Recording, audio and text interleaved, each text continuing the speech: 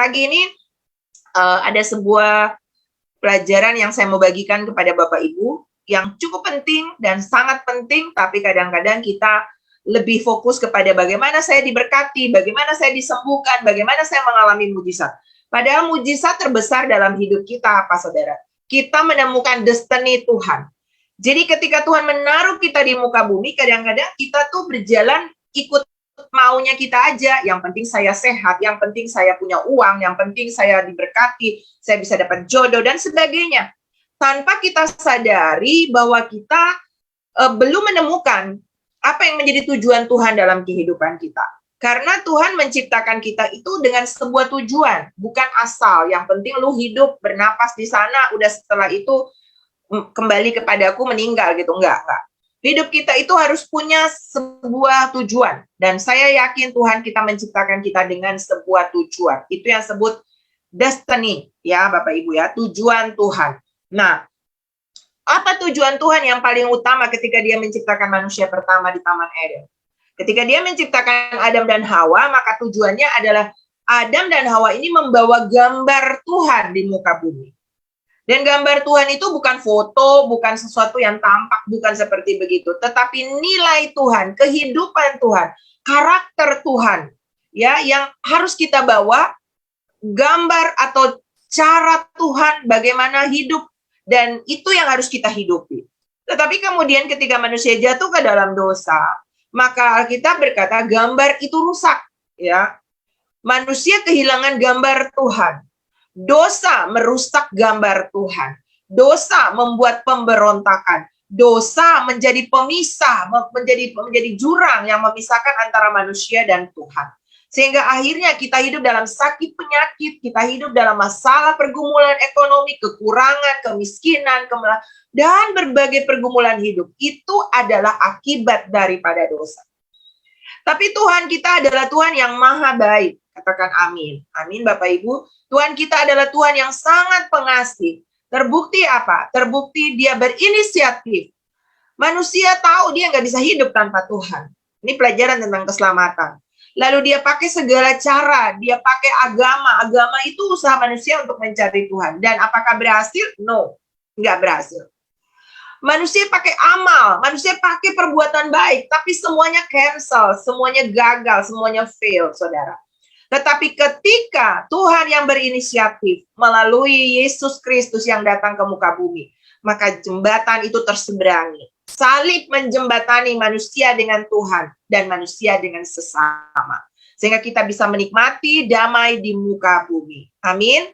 Dan orang-orang yang menerima Tuhan Yesus sebagai Tuhan dan Juru Selamat pribadi dalam kehidupannya adalah orang-orang yang bisa menyeberangi jembatan itu dan sudah menyeberanginya. Saudara dan saya sedang ada dalam sebuah perjalanan menuju kepada tetap hidup dalam persekutuan dengan Tuhan. Sampai bukan cuma di dunia, tapi sampai kepada kekekalan.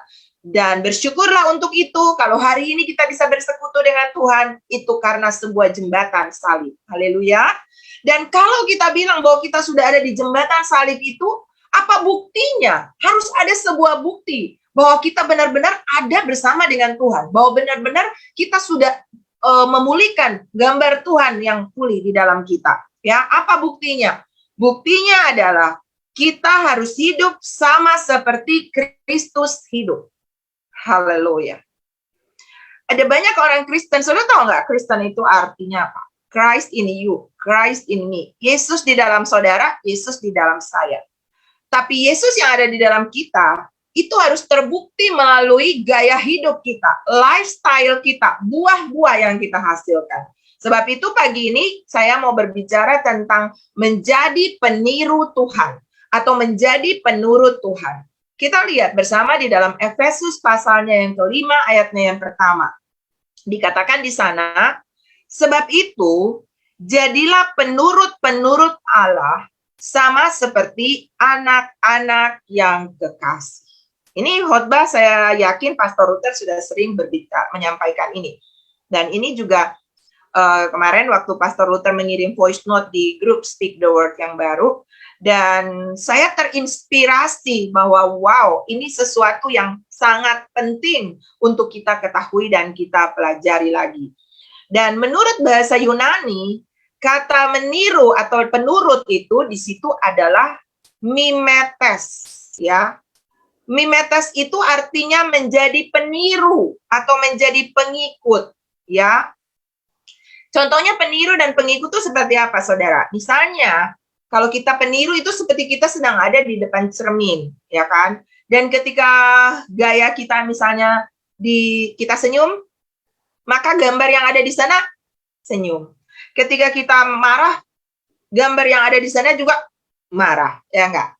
Jadi meniru, kita membuka mulut, gambar di sana juga gitu. Nah, seperti begitu, itu artinya kita menjadi gambar Tuhan. Jadi ketika Tuhan mengatakan harus mengampuni, maka nggak ada pilihan mengampuni. No excuse, nggak ada alasan, nggak ada apapun yang bisa kita katakan, aku nggak mungkin Tuhan, udah keterlaluan Tuhan, ini udah sakit di sini. Enggak. Tapi apapun yang Tuhan katakan, yes. Itu yang saya sebut taat, ya.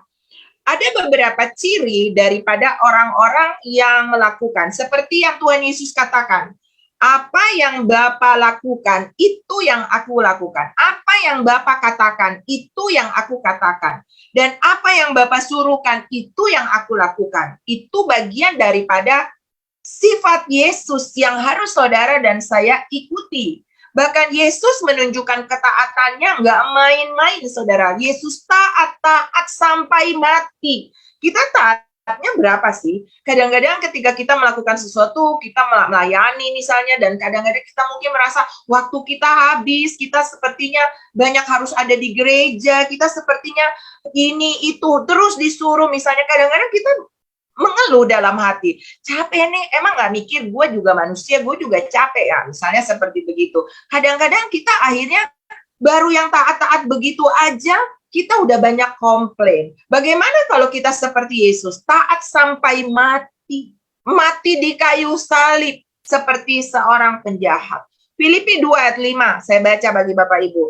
Hendaklah kamu dalam hidupmu hidup bersama, menaruh pikiran dan perasaan yang terdapat dalam Kristus Yesus, yang walaupun dalam rupa Allah, tidak menganggap kesetaraan dengan Allah itu sebagai milik yang harus dipertahankan, melainkan telah mengosongkan dirinya sendiri dan mengambil rupa seorang hamba dan menjadi sama dengan manusia. Dan dalam keadaan sebagai manusia, ia telah merendahkan dirinya dan taat sampai mati, bahkan sampai mati di kayu salib. Salib itu pada masa itu hanya diperuntukkan buat orang-orang yang penjahat, dan orang yang disalib itu adalah orang yang terkutuk. Yesus yang adalah manusia sempurna dan adalah Tuhan yang luar biasa, mau rela menjadi terkutuk demi saudara dan saya diselamatkan. Itu yang disebut sebuah ketaatan sempurna, taat sampai mati di kayu salib. Lalu dikatakan di sini, sebab itu Allah sangat meninggikan dia, bukan meninggikan dia, tapi sangat meninggikan dia, dan mengaruniakan kepadanya nama di atas segala nama, supaya dalam nama Yesus bertekuk lutut segala yang ada di langit, dan yang ada di atas bumi, dan yang ada di bawah bumi, dan segala lidah mengaku Yesus Kristus adalah Tuhan bagi kemuliaan Allah Bapa. Mari kita tepuk tangan yang paling meriah buat Tuhan Yesus yang hebat. Dia adalah Tuhan, dia adalah Raja, tapi dia rela mati di kayu salib untuk saudara dan saya. Nah, kalau dia sudah melakukan segalanya, jadi gini, ketika kita melakukan hidup yang mau baik, berkenan, benar, kita mau melayani dengan sungguh-sungguh, kita mau melakukan segala yang terbaik untuk Tuhan, bukan supaya kita diberkati, bukan supaya Tuhan juga memberikan yang terbaik bagi kita, tetapi karena Tuhan sudah memberikan, sudah, bukan belum, bukan akan, bukan. Sudah memberikan semua yang terbaik bagi saudara saya. Dia nggak pakai hitung-hitungan. Makanya jangan hitung-hitungan deh dengan Tuhan. Waktumu, tenagamu, itu semua dari Tuhan. Kita datang telanjang, kita kembali telanjang. So, kalau hari ini kita bisa punya talenta, tenaga, hidup, nafas, jangan kita suka tidak loyal dengan Tuhan. Jangan kita suka hitung-hitungan dengan Tuhan. Kasih yang terbaik buat Tuhan. Amin. Amin Bapak Ibu. Dan gaya hidup orang-orang yang menjadi penurut Kristus ada di dalam Efesus 5 yang tadi saya baca ayat 1 sampai ayat 21. Nanti Bapak Ibu baca. Saya ambil beberapa poin, saudara catat saja. Tapi saudara bisa baca ulang di rumah. Judul daripada perikop ini adalah hidup sebagai anak-anak terang. Ya. Dia mulai dengan ayat 1 tadi. Sebab itu jadilah penurut Allah sama seperti anak-anak yang kekasih. Jadi kalau saudara bilang saudara penurut Allah, saudara mimetes itu, saudara adalah peniru Tuhan, maka ini gaya hidup daripada anak-anak peniru Tuhan. Ayat 2, nanti Bapak Ibu baca. Tetapi yang dikatakan di dalam ayat 2 itu adalah hidup di dalam kasih. Haleluya. Kasih. Nanti saudara baca kasih itu ada dalam 1 Korintus 3. 1 Korintus pasalnya yang ke-13, ya. Saudara baca itu perikop tentang kasih, dan saudara akan menemukan bagaimana gaya hidup orang-orang yang ada di dalam kasih. Kasih itu tidak cemburu, kasih itu tidak sombong dan sebagainya. Saudara bisa belajar di sana, ya. Hidup di dalam kasih, kasih kepada Tuhan dan kasih kepada sesama. Itu adalah wujud bahwa kita bilang kita anak terang. Kalau bukan anak terang, berarti kita anak gelap. Karena kita anak terang, maka kita harus hidup di dalam kasih. Tidak ada yang namanya kebencian, tidak ada yang namanya iri hati, tidak ada yang namanya kesombongan, tapi kita hidup di dalam kasih, itu kata firman Tuhan. Yang kedua, saudara, ciri anak terang itu atau ciri peniru Tuhan itu adalah menjauhi perbuatan-perbuatan daging yang disebut di sana, percabulan, kecemaran, keserakahan, dan lain-lain. Dan kita hidup di dalam kekudusan itu di dalam ayatnya yang ketiga. Nanti Bapak Ibu baca ya. Kemudian poin yang ketiga daripada gaya hidup daripada orang-orang peniru Tuhan itu adalah jaga perkataan. Ya. Mulut kita ini yang menentukan apakah kita ini anak terang atau tidak. Jaga perkataan. Jangan perkataan-perkataan yang kotor. Maki-makian, sumpah-sumpahan, jangan pernah ada. Jangan ada perkataan yang kosong, ya, perkataan omong kosong, ya, mudah berjanji tapi tidak menepati, mudah menipu. Kadang-kadang orang nggak ke gereja, bilangnya misalnya macet, bilangnya misalnya terlambat karena macet. Padahal enggak, dia bangun terlambat. Itu udah bohong, saudara. Ya, kita suka bikin alasan sana sini, itu dusta. Dan kalau kita suka berbohong, kita bukan anak terang, karena bapa segala pendusta itu adalah iblis. Kalau kita bilang kita anak Tuhan, di mulut kita nggak boleh ada bohong, nggak boleh ada dusta, nggak ada dusta besar, nggak ada dusta kecil. Yang namanya dusta itu dusta.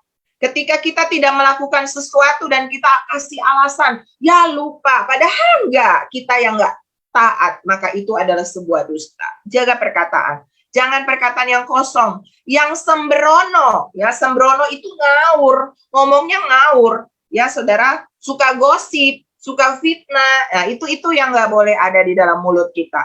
Dan dikatakan di sini perkataan-perkataan yang tidak pantas, ya.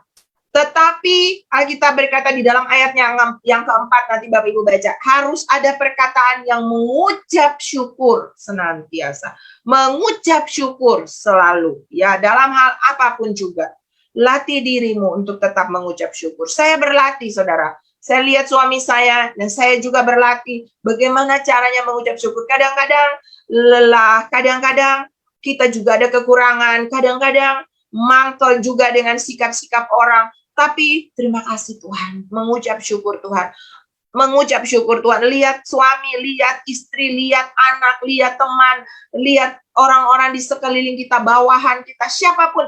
Kadang-kadang menjengkelkan saudara, tapi ayo latih diri. Terima kasih Tuhan, aku tetap mengucap syukur, mengucap syukur, mengucap syukur. Amin saudara. Yang berikut adalah jaga pergaulan, yang keempat ini ya.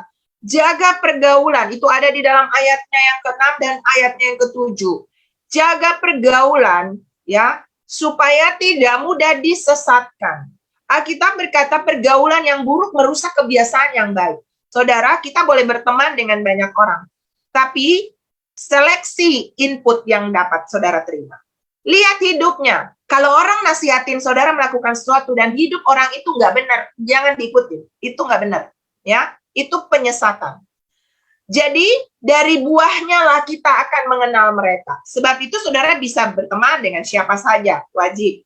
Tetapi untuk dipercaya, untuk menerima masukannya, pilih-pilih. Lihat hidupnya, apakah dia mimetes? Kalau dia peniru Tuhan, ikuti dia, karena sama dengan saudara ikuti Tuhan. Tapi kalau hidupnya nggak sesuai dengan Tuhan, jangan diikuti. Itu akan membawa kepada penyesatan. Ini penting untuk saudara bisa menyeleksi teman. Karena Alkitab berkata pergaulan yang buruk merusak kebiasaan yang baik. Saudara, saya diberikan tips. Saudara bisa punya teman, misalnya di dunia untuk saudara meningkatkan karir. Cari orang-orang yang sukses, lalu belajar. Itu sering dikatakan Pastor Luther. Kalau saudara punya omset misalnya sekarang jutaan, bertemanlah atau carilah pergaulan input-input dari orang-orang yang punya miliaran. Saudara akan bisa di-upgrade karena belajar dari mereka. Dan itu berlanjut. Sama dengan orang-orang rohani. Saudara punya tingkat rohani sekarang baru, misalnya saudara baru bertobat. Carilah orang-orang yang sudah lebih dewasa rohani. Supaya saudara bisa melihat bagaimana ya dia mengatasi masalah-masalah hidup dengan hikmat Tuhan melalui firman Tuhan. Itu akan membuat saudara mengupgrade diri. Pergaulan tuh penting banget, saudara. Itu akan menuntun kita sehingga kita menjadi seperti Tuhan Yesus. Amin. Jaga pergaulan dan buang semua kebiasaan-kebiasaan yang buruk yang bisa merusak hal-hal yang baik di dalam kita. Dan itu bisa menjadi berubah dengan cara kita bergaul. Kemudian yang kelima, gaya hidup daripada mimetes ini adalah ayat 9 berkata, punya karakter Tuhan, ya. Di dalam ayatnya 9. Nanti Bapak Ibu baca ya, punya karakter Tuhan, ya. Terang itu hanya berbuahkan apa? Kebaikan, keadilan, dan kebenaran. Ya. Jadi kita punya buah keadilan. Kita punya buah kebenaran. Kita punya buah apa? Kebaikan, ya. Itu akan tampak gaya hidup yang baik, gaya hidup yang adil, gaya hidup yang benar, ya. Itu sesuai dengan apa yang Tuhan mau, ya. Kemudian di dalam gaya hidup anak Tuhan ini untuk memiliki kebaikan-kebaikan ini, maka ayat-ayat selanjutnya nanti Bapak Ibu baca di sana, saya cuma poin-poinkan aja. Hidup kita, mungkin ini ada ayat 13 kalau nggak salah, itu hidupnya transparan, ya. Karena kita anak terang, jadi kita harus tampak. Gaya hidup kita itu harus transparan. Jangan jadi orang yang susah ditebak. Ini orang sebenarnya baik apa enggak ya? Karena punya banyak trik, punya banyak kelicikan. Kalau kita anak Tuhan, kita anak terang, mulut dan hati itu sinkron. Ya, nggak ada kata itu cuman asal ngomong, hatiku nggak gitu. Apa yang keluar dari mulut berasal dari hati. Jadi saudara harus jadi orang-orang yang juga tidak kalimat kasarnya bukan orang-orang yang munafik, ya. Artinya kita transparan, tampil apa adanya. Apa yang kita katakan memang itu hati kita. Kalau kita lagi nggak suka, bilang aja. Terus terang, Alkitab berkata lebih baik teguran yang nyata-nyata dari kasih yang tersembunyi. Maaf ya, kadang-kadang orang-orang seperti ini bisa disalah mengerti. Terlalu agak ekstrim menyatakan benar. Dulu saya nggak terlalu suka sebenarnya dengan suami saya. Awal-awal sebelum saya menikah, ini rahasia lama, saudara. Saya nggak suka dengan rombongannya mereka, karena waktu itu saya baru bertobat. Saya dulu, kehidupan lama saya itu saya ada di dunia, saya dulu di kehutanan, saudara, kuliahnya, ya, si presiden kita, dan ya seperti mirip-mirip kayak gitu, saudara ya, orang-orang yang sukanya kita praktek apa di hutan gitu. Jadi kadang-kadang supaya bikin terhibur, kita suka ngomong sembrono, kita suka hoax-hoax yang bikin buat lucu-lucu gitu, tapi tanpa sadar banyak pelesetan hal-hal buruk di sana, ya. Dan ketika saya bertemu dengan suami saya, rombongannya mereka, teman-temannya mereka, itu harus jaga mulut, jaga hati, jaga kekudusan, dan seperti itu, saudara. Lalu saya bilang sama mereka, saya bilang sama teman-teman saya, wah, itu mah rombongan itu cocoknya sama, nanti menikahnya tuh sama malaikat semua. Nggak ada manusia yang bakalan cocok sama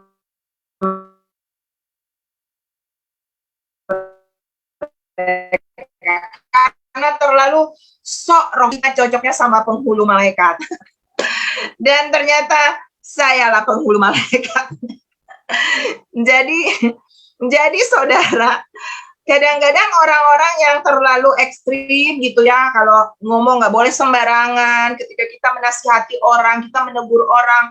Dulu saya suka berpakaian karena saya orang hutan, saudara ya, suka bongnya karena suka berpetualang, bukan orang hutan monyet gitu ya.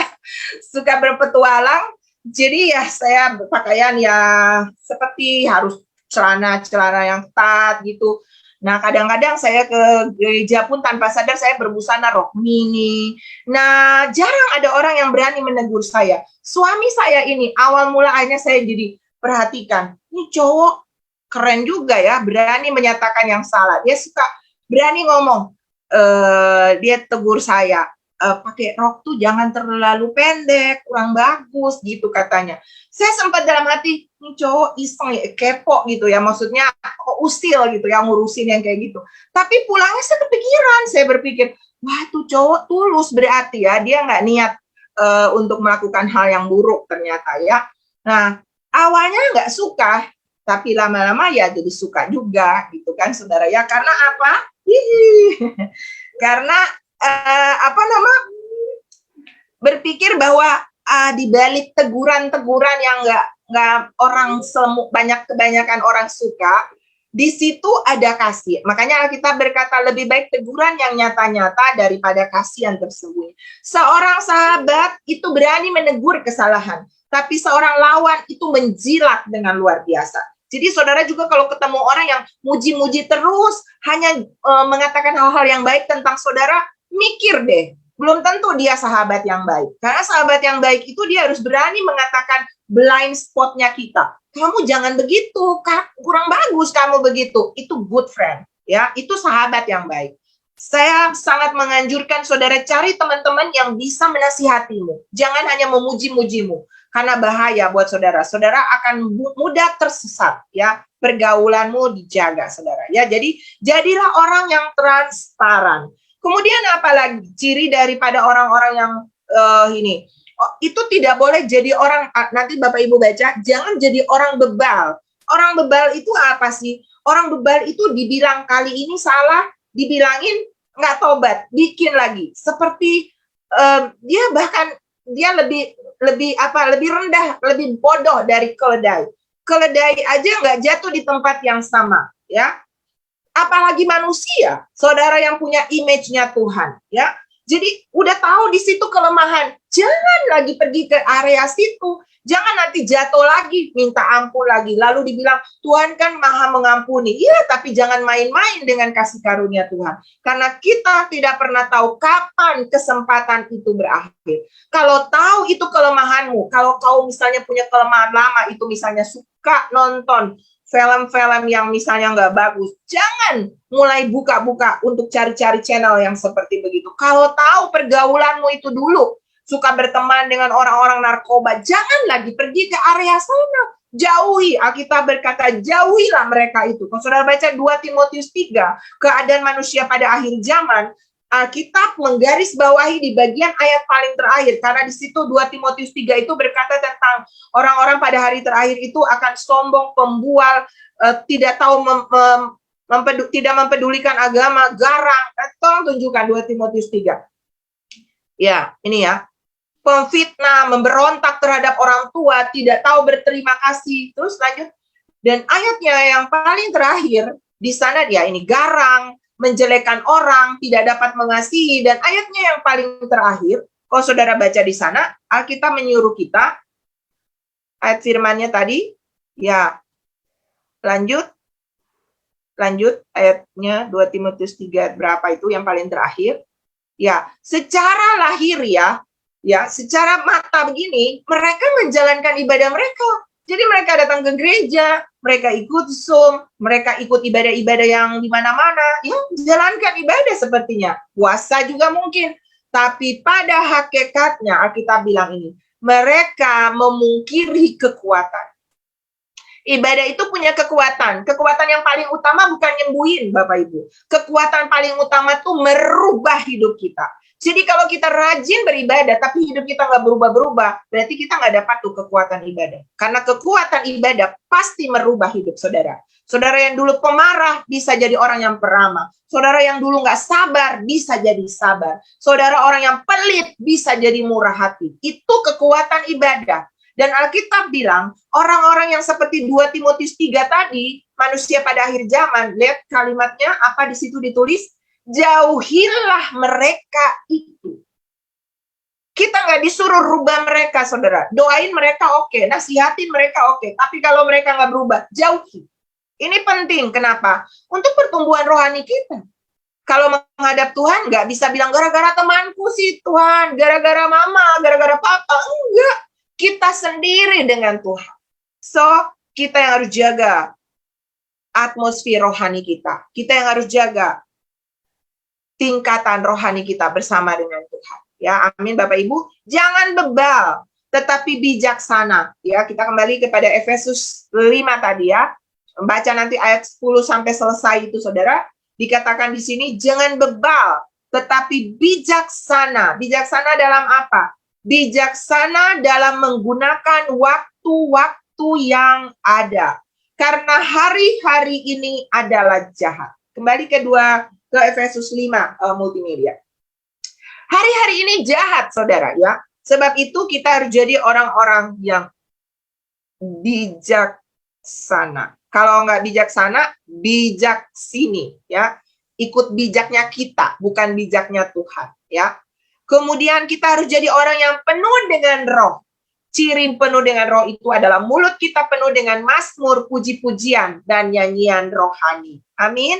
Jadi orang yang mimetes, suka memuji Tuhan, pastinya dia suka memuji Tuhan. Dia menyanyi, bermazmur. Mungkin tidak selamanya suaranya harus bagus, nggak apa-apa. Tapi yang penting Tuhan lihat hati kita yang selalu mau memuji dia. Kalau untuk tampil di depan singer mungkin perlu audisi ya. Tapi kalau untuk memuji Tuhan, menyenangkan hati dia, nggak perlu audisi. Hanya hati yang perlu diaudisi, bahwa saudara adalah anak terang. Amin. Kemudian yang terakhir itu tidak sombong dan takut akan Tuhan. Itu ciri bahwa kita adalah anak-anak Tuhan, mimetes, peniru Tuhan. Dan ternyata saudara, kalau kita tidak jadi peniru Tuhan, ada poin-poin yang tadi saya sudah bagikan. Apa konsekuensinya? Saudara bilang, terus gimana kalau saya nggak jadi peniru Tuhan? Ternyata ada konsekuensinya loh saudara. Dan konsekuensi jika kita tidak menjadi peniru Tuhan, itu yang pertama adalah kita akan menjadi serupa dengan dunia. Kan tinggal dua pilihan. Saudara mau menjadi serupa dengan Yesus atau saudara mau menjadi serupa dengan dunia. Roma 12, nanti Bapak Ibu baca di sana. Ayatnya yang pertama itu adalah persembahkanlah hidupmu sebagai persembahan yang hidup, yang kudus, dan yang berkenan kepada Allah. Ya, ketika kita menjadi peniru Tuhan dan kita tidak mau menjadi serupa dengan dunia, maka kita harus mempersembahkan hidup kita dengan melakukan kriteria yang tadi saya bagikan di awal. Lalu ayatnya yang kedua bilang begini, janganlah kamu menjadi serupa dengan dunia ini, tetapi berubahlah. Makanya saya bilang, saudara adalah anak Tuhan, saudara peniru Tuhan, harus berubah. Karena kita dilahirkan dalam dosa, dibesarkan di dalam kesalahan. Tetapi kalau kita sudah ada Yesus di dalam, harus berubah. Itu wajib, itu nggak ada pilihan, wajib berubah. Ya, berubah seperti apa? Berubahlah oleh pembaharuan budimu, mindset kita dirubah, gaya berpikir kita dirubah, sehingga kamu dapat membedakan manakah kehendak Allah, apa yang baik, yang berkenan kepada Allah, dan yang sempurna. Dulu kalau ada masalah kita langsung curiga sama Tuhan. Dulu kalau ada masalah kita salahkan orang lain. Tapi kalau kita berubah, maka kita percaya Roma 8 ayat 28. Allah turut bekerja dalam segala hal untuk kebaikan saya. Gak ada lagi curiga sama Tuhan. Gak ada yang namanya turning back untuk mundur. Tapi kita akan terus maju bersama dengan Tuhan. Amin. Percaya bahwa Tuhan ada di dalam semua situasi. Itu cara berpikir yang berubah. Amin Bapak Ibu. Tidak menyalahkan orang, tidak menyalahkan keadaan, tapi kembali ke diri sendiri. Apa yang harus saya perbaiki? Itu keren, saudara. 1 Yohanes 2 ayat 16-17. Sebab semua yang ada di dalam dunia, yaitu keinginan daging dan keinginan mata, serta keangkuhan hidup, bukanlah berasal dari Bapa, melainkan dari dunia. Dan dunia ini sedang lenyap dengan keinginannya. Tetapi orang yang melakukan kehendak Allah tetap hidup selama-lamanya. Jadi saudara, ketika kita tidak menjadi serupa dengan Tuhan, kita tidak menjadi mimetes, konsekuensinya adalah kita akan sama dengan dunia. Dan kalau kita sama dengan dunia, maka dunia akan lenyap, kita juga akan lenyap. Ngeri kan, saudara? Nggak main-main hidup ini, nggak main-main. Ketika dunia ini akan binasa, saudara pun akan ikut dalam kebinasaan. Kalau kita tidak sama dengan Yesus. Hanya ada dua pilihan. Serupa dengan Tuhan dan hidup kekal, atau serupa dengan dunia dan mati kekal. Pilihan ada pada kita. Ya. Jadi kita harus pastikan bahwa kita serupa dengan Tuhan. Amin. Yang kedua, konsekuensi jika saudara tidak menjadi peniru Tuhan. Saudara menjadi musuh Tuhan. Ih, serem banget ya. Yakobus 4 ayatnya yang keempat. Hai kamu orang-orang yang tidak setia. Tidakkah kamu tahu bahwa persahabatan dengan dunia adalah permusuhan dengan Allah? Jadi saudara nih ada di bagian mana? Saudara ada di bagian dengan Tuhan, saudara di pro-nya Tuhan atau pro dunia. Karena ketika saudara nggak bisa bilang, saya mau bersahabat dengan Tuhan, tapi saya juga mau bersahabat dengan dunia. Tidak ada pilihan. Tidak ada, maksudnya tidak ada, harus ada pilihan. Tidak ada dua-dua. Makanya kita berkata, kamu kalau dingin-dingin, panas-panas. Kalau tengah-tengah, suam-suam, Tuhan limpahkan. Jadi kita harus memilih, saudara mau menjadi seperti Tuhan atau menjadi seperti dunia. Kalau saudara mau menjadi seperti dunia, saudara menjadikan dirimu musuh Allah.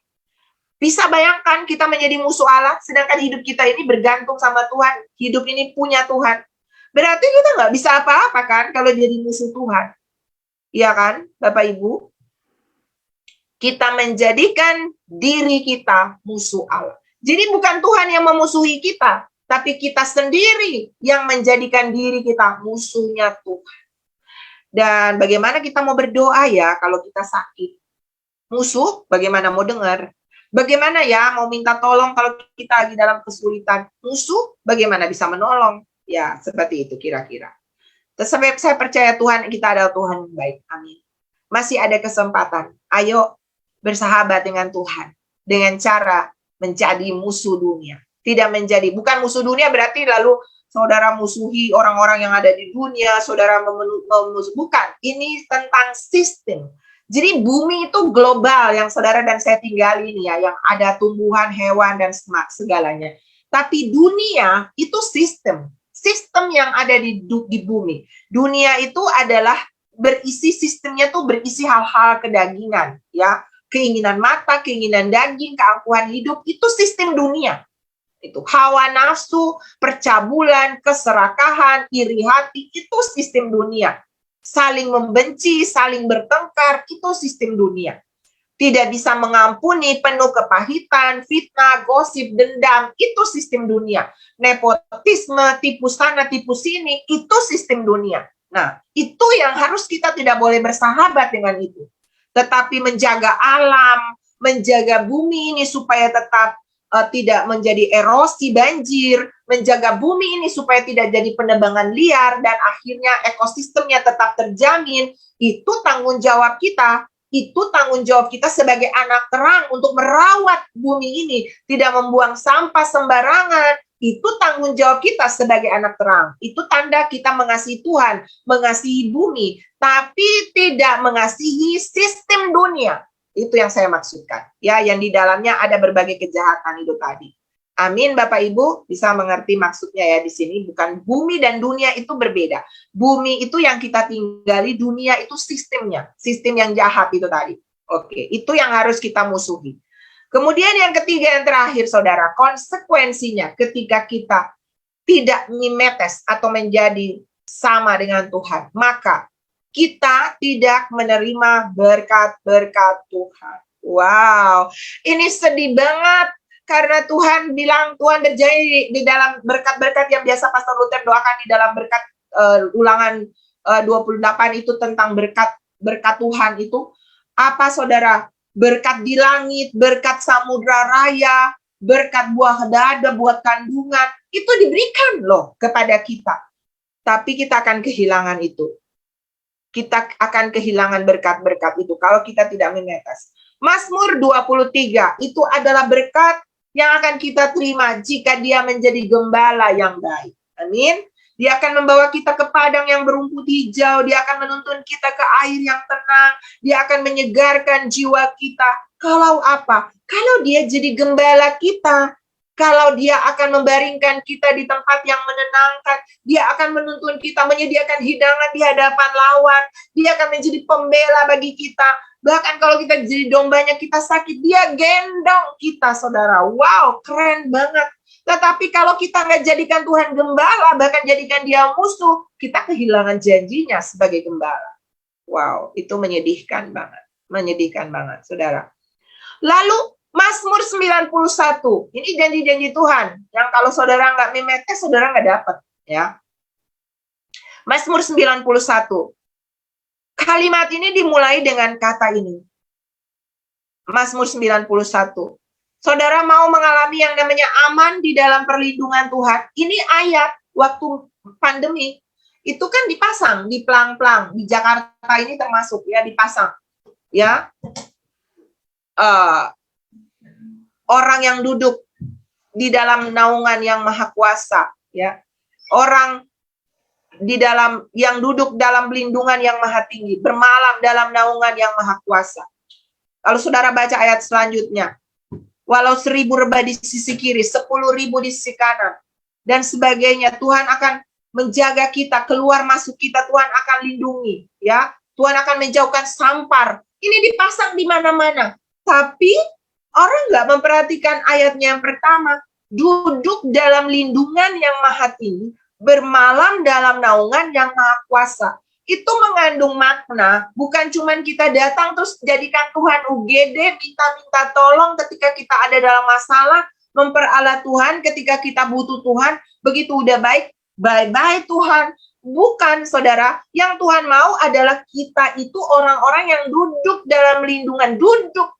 So, saudara harus punya yang namanya keintiman dengan Tuhan. Saudara harus punya hubungan pribadi dengan Tuhan. Bapak Ibu harus punya yang namanya bermalam dalam naungan yang maha kuasa. Artinya, saudara dekat dengan Tuhan. Saudara bergaul karib dengan Tuhan. Maka perlindungan Mazmur 91 ini jadi milik saudara. Bagaimana kita bisa bergaul dengan Tuhan, duduk dalam lindungan Tuhan, kalau kita menjadi musuhnya? Amin. Jadi Bapak Ibu, ini konsekuensi yang sangat-sangat berarti bagi kita kalau kita menjadi mimetes. Dan Mazmur 133 itu adalah berkat Tuhan diperintahkan datang kepada kita. Saudara mau? Amin. Saudara nggak perlu kejar-kejar berkat. Berkat itu terbang datang ke saudara. Ya, kesinilah Tuhan memerintahkan berkat kehidupan untuk selama-lamanya. Bukan 1 tahun, bukan 2 tahun, bukan 3 tahun. Selama-lamanya, forever and ever. Saudara akan menerima berkat, bukan berkat kematian, berkat kehidupan. Wow, keren Bapak Ibu. Bagaimana bisa itu datang ke kita? Tuhan perintahkan, pergi ke sana. Berkati anakku yang ada di Geraha CKF. Mereka sedang duduk ibadah di sana. Bagaimana bisa Tuhan perintahkan begitu? Pergi ke sana. Berkati anakku yang ada di Zoom, Pak Thomas. Berkati anakku, Pak Jeffrey, Ibu Priscilla. Kepada anakku, Pak Iwan. Kepada anakku, Ana Lasso. Gimana caranya Tuhan perintahkan berkat? Bapak Ibu belum minta loh. Tuhan sudah suruh pergi berkati mereka. Apa yang menjadi kebutuhan Bapak Ibu? Gimana caranya? Alkitab berkata, di mana ada persaudaraan yang rukun. Anak Tuhan kan harus rukun. Anak Tuhan hidup damai. Anak Tuhan hidup unity. Amin. Anak Tuhan hidup dalam kesatuan. Tapi anak dunia hidup bermusuhan, hidup iri hati, hidup benci-benci. Gimana berkat mau datang? Kadang-kadang kalau anak-anak saya lagi ribut gitu ya, saudara, saya bilang gini, berhenti ribut, nanti itu malaikat udah bawa berkat di depan pintu, dibawa lagi balik, karena kalian ribut. Kadang-kadang sepele kelihatannya, tapi itu biar jadi masuk ke hati mereka. Nggak boleh kakak adik ribut, nggak boleh persahabatan ribut, karena itu menghambat berkat Tuhan. Amin. Jadi kalau kita adalah anak terang, kita hidup rukun, kita pasti menerima janji ini. Tapi kalau kita hidup berselisih, tidak rukun, berkatnya kabur daripada kita. Dan yang terakhir, saudara, Galatia 6 ayat yang ke-8. Sebab barang siapa menabur dalam dagingnya, ia akan menuai kebinasaan dari dagingnya. Dan barang siapa menabur dalam roh, ia akan menuai hidup yang kekal dari roh itu. Ini konsekuensi kekal. Kalau kita jadi musuh Tuhan, kita tidak mimetes menjadi peniru Tuhan, maka kita sama dengan menabur dalam daging. Dan akibatnya bukan cuma selama kita hidup di dunia, tapi sampai kekekalan, mati kekal. Atau kalau kita hidup menurut Tuhan, maka kita hidup kekal. Dan saya berdoa pagi hari ini, kita adalah para penirunya Tuhan. Amin. Tulis di kolom komentar, saudara yang ada di onsite, say, aku peniru Tuhan. Amin.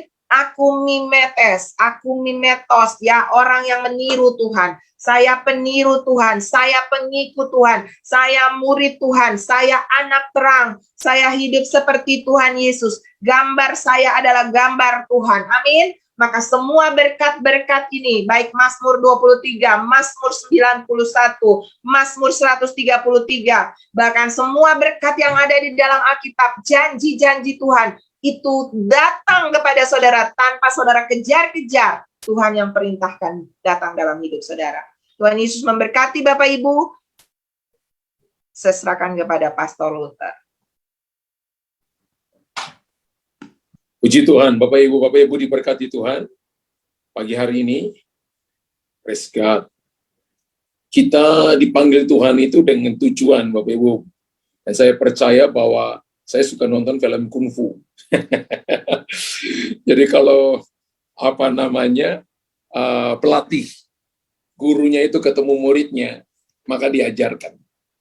Dan salah satu tugas murid cuma satu, mengikut semua gerakan yang ditunjukkan oleh gurunya. Mungkin awalnya salah, awalnya keliru. Awalnya kuda-kuda nggak benar. Disentuh sedikit langsung jatuh. Keseimbangan masih belum benar. Ya, akhirnya sering jatuh dan terluka. Disuruh ngangkat sesuatu yang melebihi kapasitas yang selama ini dia lakukan. Dia nggak kuat, akhirnya memecahkan buyungnya itu. Tapi ketika dilatih terus-menerus melihat apa yang dilakukan oleh gurunya, lama-lama dia memiliki apa yang dimiliki oleh gurunya. Saudara dan saya juga sama. Kalau Bapak Ibu mau jadi sama seperti Yesus, niru aja apa yang dilakukan oleh Tuhan. Amin. Yesus berkata, apa yang Bapa katakan, aku katakan. Apa yang Bapa kerjakan, aku kerjakan. Sama.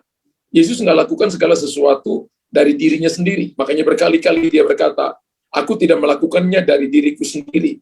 Tapi apa yang Bapa suruh aku lakukan, itu yang aku lakukan. Mimetes itu adalah begini, melakukan sama, makanya dipakai kata sederhana, taat, T-A-A-T, taat. Yesus mendemonstrasikan itu dalam Filipi pasal 2 tadi yang di-share sama Pastor Lendi. Bahwa ketika Bapak Ibu lakukan itu, maka kita akan lihat perkara hebat. Pelayanan itu bukan skill, saudara. Anda bukan mungkin suaranya bagus, mungkin main musiknya bagus, Anda mungkin keyboardnya bagus, main gitarnya bagus, tapi kalau Anda tidak rindu dengan firman Tuhan, itu bukan mimetos. Saudara dan saya, kita akan mengalami hal-hal yang membuat sehingga Anda akan tahu bahwa seluruh kemampuan saudara itu minus tanpa mengikuti Tuhan dengan sungguh-sungguh. Semua yang ada pada kita ini, ketika Bapak Ibu dan saya datang mencari Tuhan dengan sungguh-sungguh. Ya, karena itu kalau kita perhatikan baik-baik, Alkitab katakan begini. Ketika Yesus sampai di kayu salib, dia berkata perkataan yang terakhir, it is finished. Sudah selesai. Selesai apa? Selesai melakukan sebuah tanggung jawab ketika dia jadi manusia. 33,5 tahun dengan pelayanan 3,5 tahun. Saya percaya bahwa Tuhan itu Tuhan yang hebat. Kita hidup mungkin sudah lebih dari 33,5 tahun. Ada yang melayani mungkin sudah 30 tahun seperti saya ini. Pertanyaannya ini, apakah saya sudah jadi mimetes sudah jadi penurut Tuhan? Ataukah saya mengikuti keinginan diri saya sendiri? Apakah saya tidak mengikuti guru yang mengajarkan saya? Tuhan yang mengajarkan saya. Kalau, Bapak Ibu perhatikan, kalau saja seorang murid yang diambil oleh gurunya untuk dilatih kungfu, ketika diambil, gurunya ajar gerakan lain, besoknya dia bikin gerakan lain, maka saya percaya itu anak murid yang paling, bodoh. Apalagi kalau gurunya itu sakti. Ya, saya paling senang ngikut itu ya, Brahma Kumbara gitu ya. Dikatakan sakti mandraguna. Wah, saya bisa cerita itu dulu ya, dari seri berapa sampai seri berapa itu berurutan itu bisa cerita. Ya, apalagi latar belakang saya dari dunia bela diri ya. Sampai hari ini pun juga ada, makanya istri saya sering tegur-tegur saya. Kamu jangan nonton itu loh film-film yang kungfu Mandarin gitu. Saya senang gitu. Karena saya belajar sesuatu, bagaimana murid meniru gurunya sehingga lama-lama ketika muridnya pergi akan diketahui siapa gurumu. Ini seperti jurus yang dipakai oleh gurumu. Orang akan tahu bahwa kita murid Kristus ketika hidup kita mengikuti tuntunan Tuhan, mengikuti perkataan Tuhan, pikiran Tuhan, hidup Tuhan. Saya percaya hari ini Bapak Ibu diberkati oleh Tuhan. Amin. Yang diberkati oleh Tuhan, tulis di kolom komentar saya diberkati oleh Tuhan, dan berikan dulu tepuk tangan setengah menit mungkin. Tepuk tangan dulu bagi Tuhan. Tuhan Yesus hebat, Tuhan Yesus ajaib, luar biasa dan perkasa. Haleluya. Haleluya. Amin. Amin. Oke. Bapak Ibu, saya kembalikan kembali ke Makassar. Bapak Ibu, mari kita doa. Tuhan, hamba bersyukur hari ini. Tuhan, aku percaya kebenaran firman-Mu. Ya dan amin. Aku percaya bahwa firman-Mu adalah kekuatan-Mu sendiri. Dan firman-Mu adalah kehidupan yang Engkau infuskan dalam kami. Hari ini kami belajar sesuatu mimetes. Penurut-penurut, peniru-peniru Kristus. Sehingga kami menjadi terang dan garam di dunia ini. Orang melihat Tuhan menyertai kami. Seperti orang lihat pada Daniel. Orang lihat pada Yusuf, bahwa Tuhan menyertai mereka. Orang lihat pada Abraham, bahwa Tuhan menyertai mereka. Demikian juga kami disertai oleh Tuhan.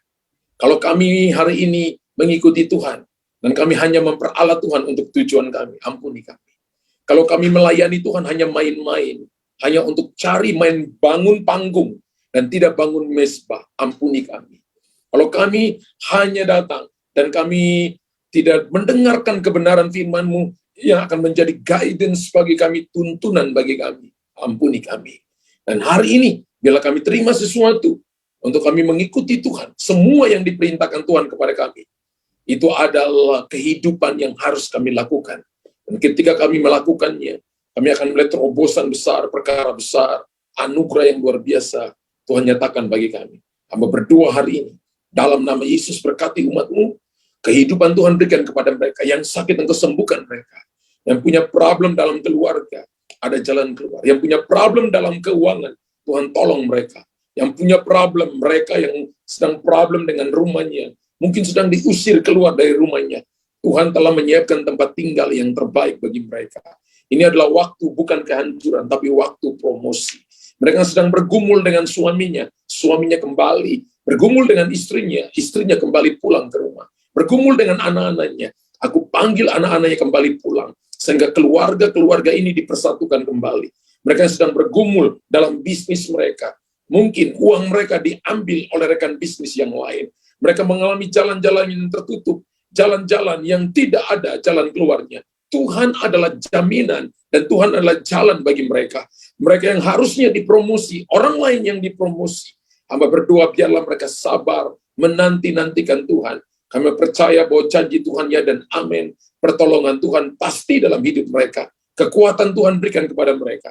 Hamba berdoa dalam nama Yesus. Anugerah Tuhan turun bagi umat-Mu. Kekuatan Tuhan berikan kepada mereka. In the name of Jesus. Dalam nama Yesus Tuhan. Dalam nama Yesus Tuhan. Haleluya, haleluya. Amin.